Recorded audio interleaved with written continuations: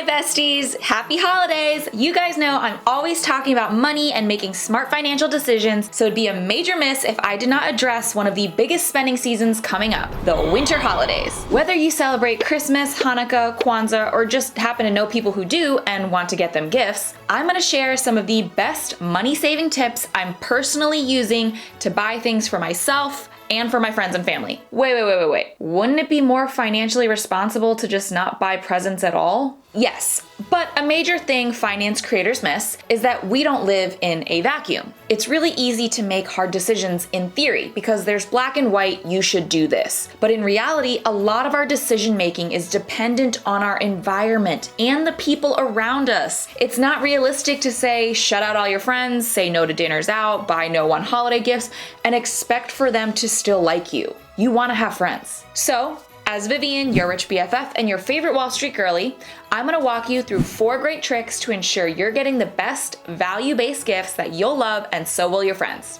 Please like, comment, and subscribe to learn more about being good with your money. Let's get to it. Tip 1, create a budget before buying anything. I know this sounds obvious, but buying gift after gift after gift does add up, so ballpark what you're planning on spending on each individual person before you go and buy stuff. I prefer to do this on a spreadsheet because it helps keep me really organized. I can list out when I'll need to have each item purchased and put potential gift ideas and links in the document as well. I keep an estimated column and then total what I think I'll spend, and then update the actual column as I buy stuff. And since I love you guys, I'm actually linking this on my website as a free downloadable Excel sheet so you guys can use it too. Tip 2, let technology do your job for you. Set price alerts. If you open the Google app or your mobile browser, you can search for something you're thinking about buying. Then go to the shopping tab and select a product.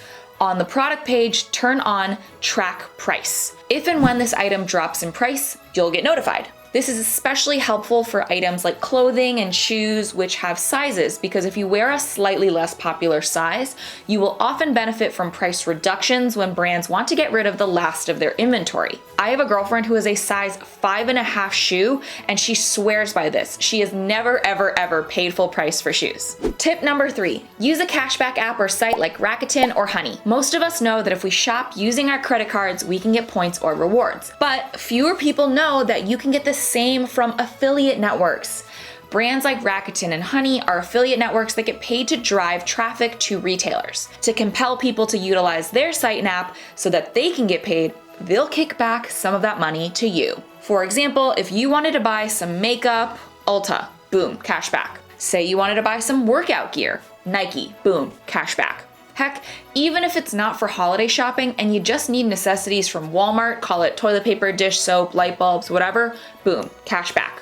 Rakuten's awesome because not only do you get cash back from them, you can still use whatever credit card you'd normally use, so you can get points or cash back from your credit card company as well. If you're gonna shop, you might as well get a little something back. A few quick things to keep in mind though.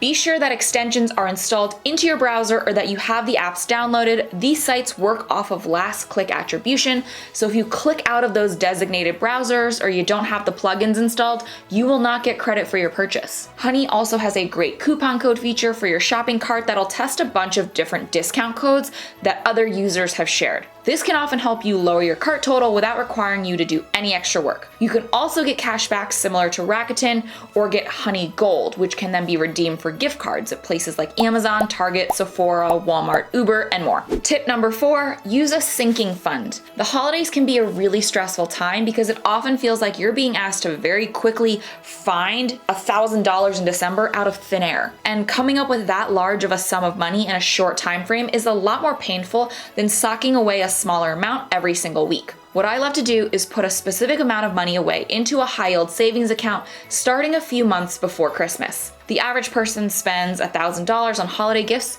so it's definitely a large expense. Starting early and saving $100 for 10 weeks will feel a lot easier. If you need help opening a high-yield savings account, I have a video on this as well. We'll link it in the description. As for what I'm actually buying for myself and my friends, I'll link my shopping list in the description, but mainly I'm focusing on home tech, beauty items, and practical clothing. I hope these suggestions help you shop a little smarter this holiday season, and make sure to like, subscribe, and follow for more money, budgeting, and investing tips.